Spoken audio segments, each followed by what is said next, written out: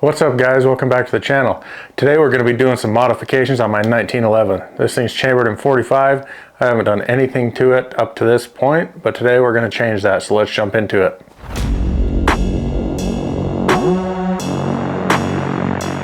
First things first, if you guys like the videos that I put out and like watching my stuff, make sure you're subscribed, make sure you hit that thumbs up button. Also, I have merchandise on my website if you guys want to go check that out. I got t-shirts and hoodies and stuff like that, and nobody can have too many of those, so go check those out. I'll have a link in the description. But today we're going to be working on my Para Expert 1911. I've had this thing for probably 10 years or so, 10, 11 years, and I haven't done anything to it. I've just been enjoying it how it is, but we're going to change that today. I got a whole pile of parts for this thing. We're going to be making this thing that much better. Huge shout out to Lok Grips, Evolution Gunworks, and Atlas for helping me out with the parts on this thing. I really appreciate them. Like I said, I've had this gun for probably 10, 11 years, something like that. I haven't had anything wrong with it. There are a few little things that bug me. The mainspring housing kind of digs into my hand when I shoot it, and a few little things like that, but this has not been a bad gun at all. I just want to make it that much better. So we'll jump over to the bench. I'll show you all the stuff that I got for this thing. We'll get them installed. I want to do a trigger pull test and things like that to show what it's pulling at now versus after we put the parts in, and kind of compare the two. Like with all my videos, I'll have a link in the description that takes you to my website, where I'll have more information about all these parts and pieces that I'm using and any tools or anything like that that I use. If you guys are wondering what parts I used or didn't catch it in the video, or wondering about any tools or anything like that, make sure and go follow that link and go over there and check that stuff out. But let's jump over to the bench and take a look at this stuff. So here's what we're working with. These are all the parts and pieces that I got. I'll just run through them real quick. Like I said, if you want more info, go over to the website and I'll have part numbers and all that stuff over there for you guys. I wanted to kind of keep the same theme of the gun with the stainless and black or blued. And so that's what we're rolling with. But I wanted to replace a bunch of the plastic parts and make this thing a little bit crisper on the trigger. So they sent me an HD slide stop. It is blued. It's kind of the extended slide stop. I got a new ignition kit with a lightened hammer. This comes with the hammer, new disc connector, mainspring, the sear, and all the sear parts. They also sent me an aluminum bushing wrench for working on the 1911s. I got a new one-piece stainless guide rod, a new mainspring housing that is also aluminum. That's in the blued finish. A new heavy-duty mag catch. I did get a new barrel bushing. Now, on these barrel bushings, I had to measure before I ordered it. So I took some calipers and measured the outside diameter of the barrel and the inside diameter of that slide, and they got me a new barrel bushing. It'll have a little bit tighter tolerances than the factory one, so it'll help improve accuracy. They sent me a new spring plug, a new pin set, high quality pin set, a new HD thumb safety. I just went with a single-sided instead of the ambidextrous, but I could change that in the future. And then from Atlas, I got a new trigger bow and trigger shoe. On the trigger shoe, I went the flat face, medium size. I'm planning on putting this stainless one in my Prodigy. This is my Prodigy build, and I went with black in this one. And I was kind of regretting that because I did stainless everything else. So I'm going to throw the stainless one in my Prodigy and then take this black one that's in my Prodigy and put it in the 1911, just so it matches the theme of this a little bit better. And then Lok Grips sent me out these awesome new grips. These are aluminum. They have the palm swell on it, so it's a little bit thicker, and then the texture on it is extremely grippy compared to the factory plastic panels that come on this gun. So I'm really excited for these. I've got a few Lok Grips parts on other guns that I own, and they are absolutely amazing. They don't really break the bank, so I'm excited for that. And then I opted to go with stainless hardware, so it'll be a black grip with the stainless hardware. I think that'll look good. Before we get going, I'm going to do a trigger pull test on this thing, show you guys what it's pulling at from the factory and how it sits right now, and afterwards we'll do another trigger pull test and see what the difference is. I'm just going to use my Lyman digital trigger pull gauge. This thing has been pretty good for me. I'll make sure I have a link for this over at the build list as well.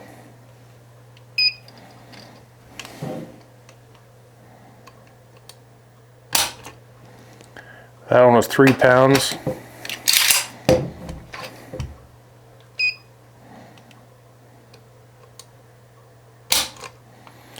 £3 pounds, 6.8 ounces.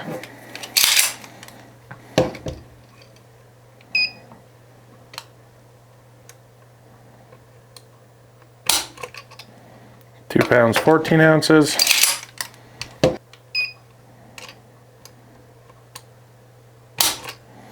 3 pounds, 4.7. So it's averaging a 3 pounds, 2 ounce trigger right from the factory, so which isn't bad at all. But we'll see how that changes after we get this stuff installed. YouTube doesn't like me doing step-by-step how-to type of stuff. They demonetize the videos, so I'm going to throw you on time lapse, get this thing done.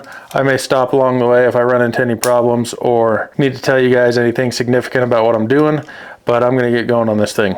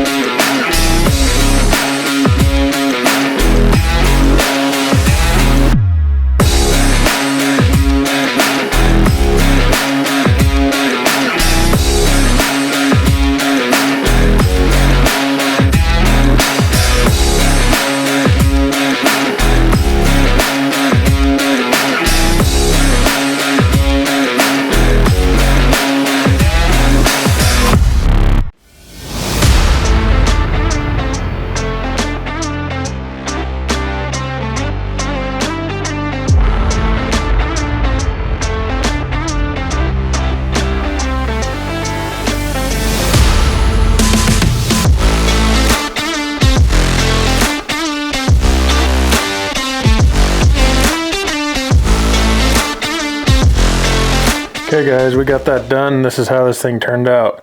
That new trigger shoe and bow in there, these new grips, that extended magazine release, the new takedown lever, safety, the trigger, and the whole ignition kit. I did have to do a little fitting on a few parts, which you saw, but we're gonna do a trigger pull test on this real quick, get that done, and we'll jump off the bench and take a closer look at this thing.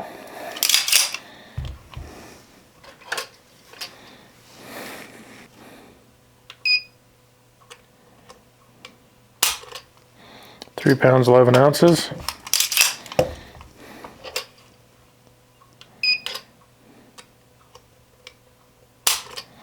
3 pounds, 12 ounces.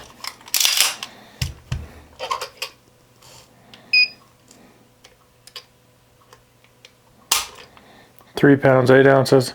So it's averaging 3 pounds, 10 ounces. One thing to note, I did not touch the sear spring. I pulled it right out of the package, put it in. I didn't adjust it at all. So this is how this comes from EGW. Here's the take up. Not much.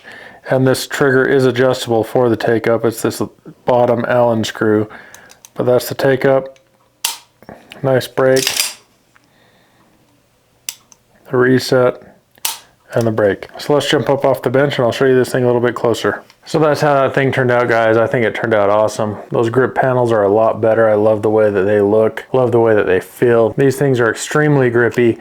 As the first thing I notice is that is a major upgrade. If you're looking for grips for your 1911, check out Lok Grips. They are awesome so far. Now, as far as all the other internal parts, they went in pretty decent. It took me a little while. I had to do some fitting.